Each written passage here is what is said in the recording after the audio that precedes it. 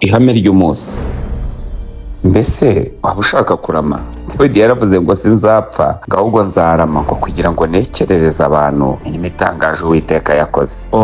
Urashaka kurama? Imana ishimwe cyane. Umva Bibiliya ikivuze rero. Bibiliya iravuze Imigani 10:27 ngo kubaha Uwiteka bitera kurama, ariko imyaka y'umunyabyaha iratuba.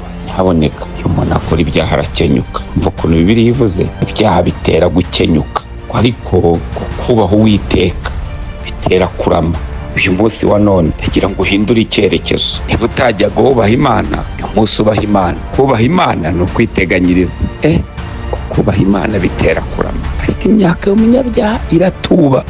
Imana iguha umugisha. Data, ndagushimiye, ndaguhimbaje kubw'uyu muntu ufashe icyemezo kidasubirwaho, icyemezo kivuga ngo uyu munsi ahisemo kubaha Uwiteka kuko bitera kurama. Mushoboze, murwanirire, muhe imbaraga. Shoje mubwira ngo ibukuri we biri mu bigize amahame. Shalom.